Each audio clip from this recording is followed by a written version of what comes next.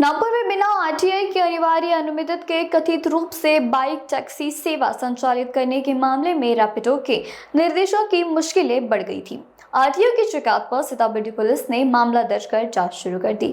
RTO अधिकारियों के अनुसार Rapido company बिना आवश्यक आरटीआई अनुमति के अपने मोबाइल ऐप के माध्यम से ई रिक्शा यात्रियों की बुकिंग कर रहे बाइक के चलते टैक्सी सेवा संचालित कर रही थी। इस संबंध में आरटीओ निरीक्षक ने शिकायत दर्ज कराई, जिसके साथ आपराधिक सीतामढ़ी पुलिस ने संबंधित धाराओं के तहत एफआईआर दर्ज की। इस मामले को लेकर पहले महाराष्ट्र नवनिर्माण सेना और ई रिक्शा चालकों ने रैपिडो के खिलाफ रास्ता रोको आंदोलन किया था। प्रदर्शनकारियों का आरोप था कि बिना वैध अनुमति के संचालित हो रही इस सेवा से स्थानीय ऑटो और ई रिक्शा चालकों के रोजगार पर लात मारना हुआ। आंदोलन के बाद प्रशासन ने रैपिडो ऐप के संचालन पर रोक लगा दी। अब पुलिस पूरे मामले की जांच कर रही है और यह पता लगाने में जुटी है कि कंपनी ने किन नियमों का उल्लंघन किया था तथा बिना अनुमति सेवा संचालन के लिए जिम्मेदार लोगों के खिलाफ कार्रवाई की जा रही है।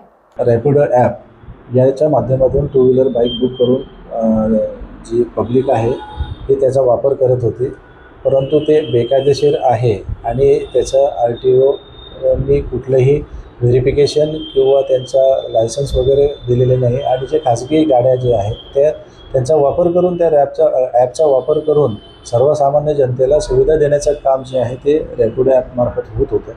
परंतु या रॅपिडो ॲपवरती जे ओला आणि उबेर जे टॅक्सी चालक जे आहेत आणि मनसे यांनी त्यांच्यावरती आक्षेप घेतला की सदरचे ॲप हे बेकायदेशीर आहे आणि हे कुठलेही आरटीओचं व्हेरिफिकेशन न करता कुठलीही परवानगी न घेता हे सर्रासपणे चालू आहे। त्यावरून आरटीओ विभागाने फिर्याद दिली आणि त्या फिर्यादवरून आपण सीतामढ़ी पोलीस स्टेशनला आज रोजी गुन्हा दाखल केलेला आहे आणि पुढील कायदेशीर कारवाई करून तपास चालू आहे। यापूर्वी रॅपिडो ॲपवरती वेगवेगळ्या ठिकाणी त्यांचे जे संचालक आहेत त्यांच्या विरुद्ध गुन्हा दाखल झालेला आहे।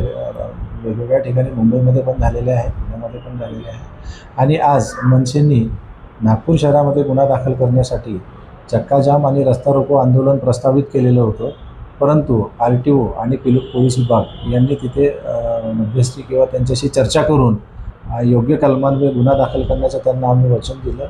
त्यावरून त्यांनी कुठल्याही प्रकारचं चक्काजाम आंदोलन किंवा रस्ता रोको आंदोलन केलं नाही आणि संयमाने ते आंदोलन जे आहे ते हाताळून योग्य कलमान्वये आम्ही सीतामढ़ी पोलीस स्टेशनला गुन्हा दाखल केलेला आहे।